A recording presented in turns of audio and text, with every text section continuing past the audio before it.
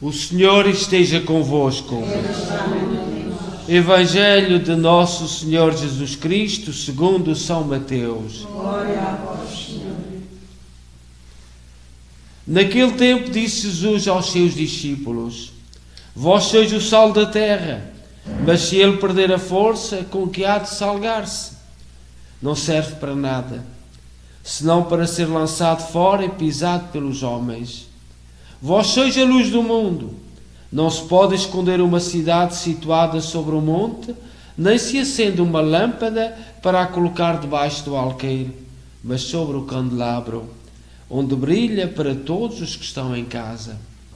Assim deve brilhar a vossa luz diante dos homens, para que, vendo as vossas boas obras, glorifiquem o vosso Pai que está nos céus. Não penseis que vim revogar a lei ou os profetas. Não vim revogar, mas completar.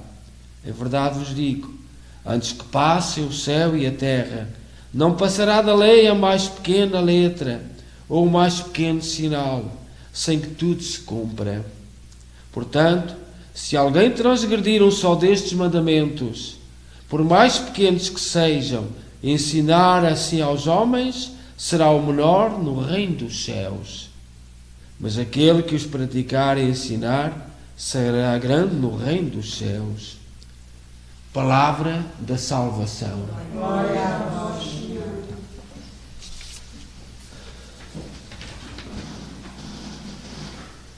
É com muita alegria que nós hoje celebramos Santo António, um dia muito importante da nossa família lusa, da nossa família de Portugal, sobretudo nós que nascemos em Portugal. Eu, há muitos anos que ando na imigração, ainda não vi nenhum imigrante que não ame Portugal. Não vi nenhum. Muito pelo contrário. Ainda hoje de manhã estive a ver um irmão, um antigo paraquedista, que vive na Suíça há 25 anos, e também, como eu, muito zangado com os discursos que foram feitos no 10 de junho, e com um amor tremendo a Portugal. E todos os nossos imigrantes amam Portugal, a nossa terra-mãe, onde estão as nossas raízes, onde estão os nossos princípios, que nos fizeram aquilo que nós somos. Hoje, ir a Portugal, na nossa idade, é visitar o cemitério. Nós gostamos de ir onde estão os nossos antigos, os nossos antepassados, onde estão as nossas raízes, porque nós, os mais novos, já não são, são da nossa família, mas nós é mais ir à terra onde estão os nossos queridos. Santo António é um desses queridos que nós não podemos esquecer.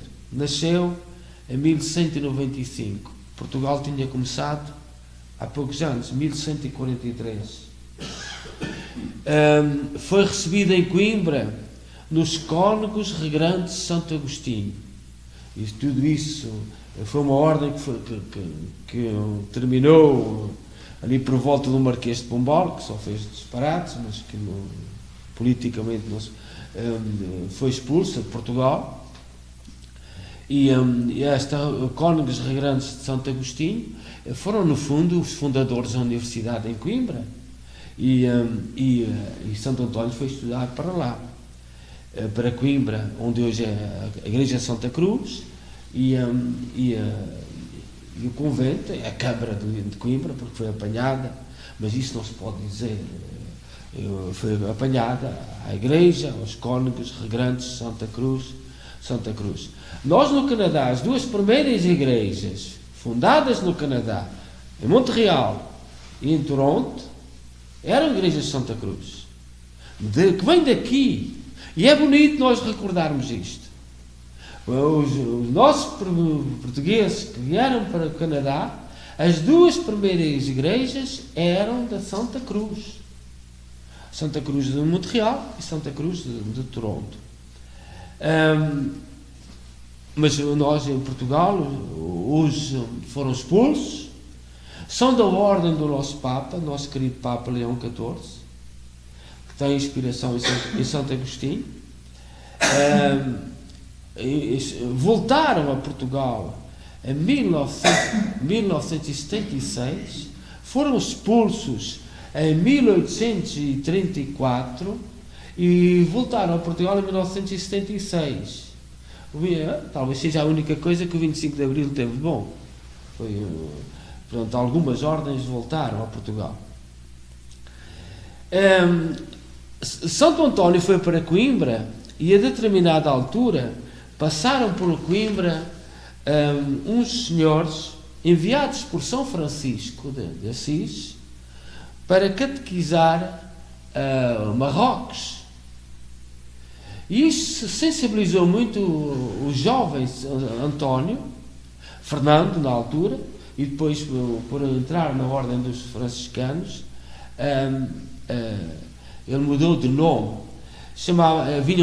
vinham de Itália, eram italianos, Bernardo, Otão, Pedro, Acurso e Adjuto, que sensibilizaram muito Coimbra.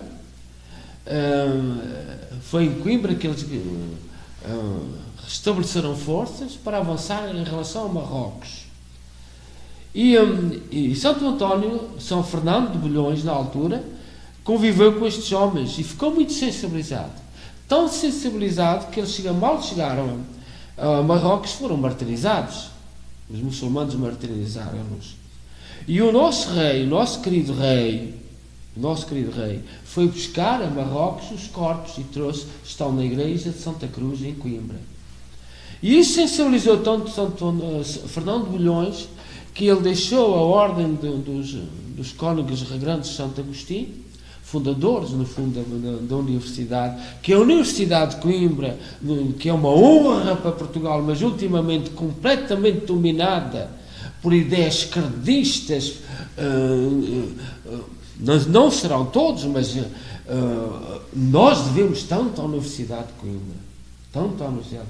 Mas nos últimos anos, sobretudo desde o 25 de Abril, completamente dominada por ideias. E nós interrogamos onde é que está o fundamento do humanismo, onde é que está o fundamento de toda a cultura, e influenciaram-nos ao longo da história.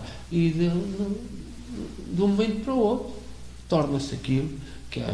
Mas eu sei que muita gente, muitos professores, alunos de Coimbra, que estão a querer restaurar, a querer recuperar aquela grande, enorme, grandiosa, que está desde a fundação de Portugal, e que nós muito devemos, e que Deus nos liberte daquelas ideias, muitas daquelas ideias que não interessam absolutamente nada. São Fernando de Bulhões, ao ver aqueles mártires, que o nosso rei foi buscar os corpos para Coimbra, estão na igreja de Santa Cruz, onde também está o primeiro rei de Portugal, e nós, quando vamos a Portugal, deveríamos visitar a igreja de Santa Cruz, porque está ali o alicerce, está lá o nosso primeiro rei, estão lá estes mártires, e São Fernando de Bulhões partiu para Marrocos com um missionário, mas chegou a Marrocos, adoeceu e quis regressar para se tratar em Portugal. E às vezes há no Mediterrâneo dias e dias e dias de nevoeiro, a barca foi sufocada por aquele nevoeiro, por obra de Deus, porque às vezes Deus serve-se de nevoeiros na nossa vida para nos conduzir ao bom caminho. E assim foi com o António. A barca foi, porque era levada ao sabor dos ventos, não havia motores, não havia nada, e a barca foi andando e foi parar na costa da Itália, onde São António já era frade, encontrou-se com São Francisco de Assis.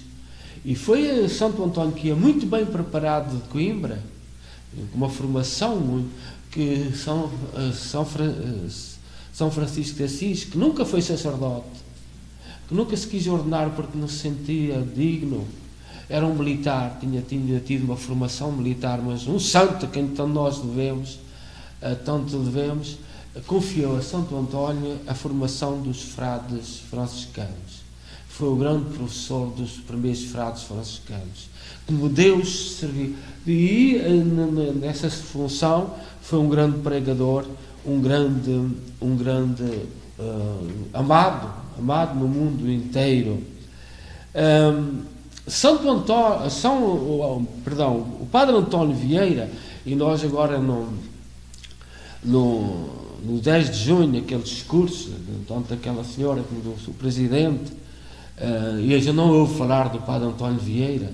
O Padre António Vieira, no Brasil, no dia de Santo Antônio, num dia como hoje, escreveu assim: sendo moço e nobre, deixou as galas de que aquela idade tanto se preza, trocou-as por uma loba de sarja e uma correia de cônego regrante. Isto diz o Padre António Vieira de Santo Antônio. E nós, em vez de andarmos à procura de reparações históricas que os portugueses não merecem, as nossas famílias não merecem, deveríamos falar do Padre António Vieira. Porquê é que o Padre António Vieira no Brasil fez o discurso no dia de Santo Antônio a favor dos peixes, que são dos maiores que engolem os pequenos? Em vez de sermos humilhados, deveríamos ler o discurso do Padre António Vieira. E neste dia de Santo Antônio, é uma honra para nós. É o único português doutor da Igreja. Nós sabemos que na Igreja só há muitos anos, mas só há 36 ou 38, peço perdão se estiverem, mas são 36 ou 38 doutores da Igreja. Santo Antônio é o único doutor da Igreja da língua portuguesa. E ele escreveu assim: quem está cheio do Espírito Santo fala várias línguas, diz Santo Antônio. As várias línguas são os vários testemunhos sobre Cristo, como a humildade, a pobreza, a paciência e a obediência. Falamo-las quando mostramos aos outros estas virtudes na nossa vida. A linguagem é viva quando falam as obras. Cessem, portanto, as palavras e falem as obras. De palavras estamos cheios, mas de obras vazios. Por este motivo nos amaldiçoa o Senhor, como amaldiçoou a figueira em que não encontrou fruto, mas somente folhas. E diz Santo Antônio, cita São Gregório, que dizia: há uma norma para o pregador, que faça aquilo que prega. E em vão pregar os ensinamentos da lei, se destrói a doutrina com as obras. Os apóstolos falavam conforme a linguagem que o Espírito Santo lhes concedia. Feliz de quem fala conforme o Espírito Santo lhe inspira e não conforme o que lhe parece. Há alguns que falam movidos pelo próprio Espírito e, usando palavras dos outros, apresentam-nos como próprias, atribuindo-os a si mesmos. Desses e de outros como eles fala o Senhor pelo profeta Jeremias: eis-me contra os profetas que roubam uns aos outros as minhas palavras. Eis-me contra os profetas, oráculo do Senhor, que forjam a sua linguagem para proferir oráculos. Eis-me contra os profetas que profetizam sonhos mentirosos, oráculo do Senhor, e contando-os seduzem o povo com mentiras e jactância, não os tendo eu enviado nem dado ordem alguma a esses que não são de nenhuma utilidade para este povo, oráculo do Senhor. Falemos, por conseguinte, conforme a linguagem do Espírito Santo nos conceder, e peçamos-lhe, humilde e devotamente, que derrame sobre nós a sua graça, para que possamos celebrar o dia de Pentecostes com a perfeição de 5 sentidos e a observância do decálogo. Nos reanimemos com a forte venta contrição e nos inflamemos com estas línguas de fogo, que são os louvores de Deus, a fim de que, inflamados e iluminados nos esplendores da santidade, mereçamos ver a Deus trino e uno. Este foi um discurso de Santo Antônio do século XIII, mas que está para os nossos dias. É uma linguagem que podemos aplicar hoje, tanta palavra, tanta coisa, sem obras. sem ações